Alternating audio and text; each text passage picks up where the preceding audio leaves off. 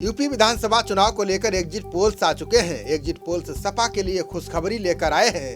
UP में भले ही एक बार फिर से योगी की अगुवाई में भाजपा की सरकार बनने जा रही है, लेकिन इस चुनाव में सपा को काफी फायदा हुआ है। यदि एग्जिट पोल्स सच साबित हुए तो सपा के लिए राहत और खुशी के कई संदेश हैं। वहीं बसपा और कांग्रेस के लिए निराशाजनक संदेश है। अखिलेश यादव की समाजवादी पार्टी को लेकर सभी एग्जिट पोल्स का एक ही इशारा है कि पार्टी 2017 के मुकाबले बेहतर प्रदर्शन कर रही है। लगभग सभी एग्जिट पोल्स ने एक मत होकर कहा है कि सपा गठबंधन 100 से 150 सीटों पर कब्जा कर सकता है। 2017 में सपा को महज 47 सीटों से संतोष करना पड़ा था। आज तक एक्सिस माई इंडिया के एग्जिट पोल के मुताबिक सपा को 71 से 101 सीटें मिल सकती हैं। एबीपी सी वोटर ने 132 से 148 सीटें मिलने का अनुमान लगाया है। न्यूज 24 चाणक्य ने 86 से 124 सीटें मिलने की बात कही है।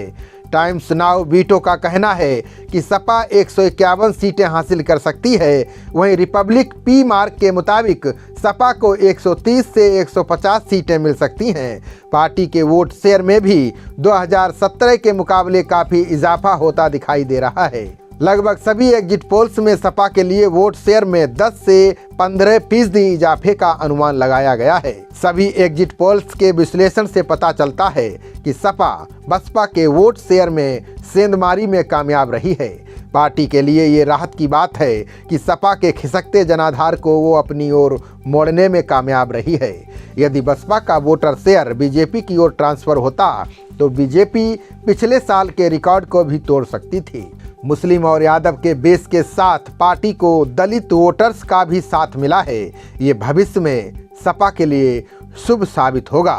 एग्जिट पोल्स का एक और साफ संदेश है कि यूपी की राजनीति अब भाजपा और सपा पर ही केंद्रित हो गई है। बसपा का जनाधार लगातार सिमट रहा है। तमाम कोशिशों के बावजूद कांग्रेस जमीन नहीं तलाश पा रही है। ऐसे में यदि इस चुनाव में सपा सत्ता से दूर भी रह जाती है तो उसे ये संतोष जरूर होगा कि आने वाले समय में वो भाजपा का विकल्प बनेगी। एग्जिट पोल्स से एक तस्वीर साफ हो गई है कि भाजपा को नुकसान उठाना पड़ेगा। 2017 में बीजेपी गठबंधन ने 325 सीटों पर जीत दर्ज की थी, लेकिन इस बार बीजेपी गठबंधन को करीब 97 सीटों का नुकसान उठाना पड़ सकता है। सर्वे के मुताबिक 2017 में 325 सीटों पर फतह हासिल करने वाला बीजेपी गठबंधन सारी ताकत लगाकर 225 सीटों पर सिमट गया है। इंडिया टुडे एक्सिस ने बीजेपी को 228 से 326 सीटें दी हैं। बसपा सुप्रीमो मायावती यूपी में बहुमत की सरकार बनाने का दावा कर रही थी। वो भी कांग्रेस की तरह गलती कर बैठी। जहां बीजेपी साल के 12 महीने चुनावी मोड में नजर आ रही थी, कांग्रेस भी बसपा की तरह चुनाव से कुछ महीने पहले एक्टिव हुई। मायावती का प्रदेश की जनता से ज़्यादातर संपर्क ट्विटर के पोस्ट से हुआ, जिसका असर ये रहा कि पार्टी को ज़्यादा नुकसान हुआ है। खबरों का सिलसिला जारी रहेगा। देखते रहिए जनप्रवाद। नमस्कार।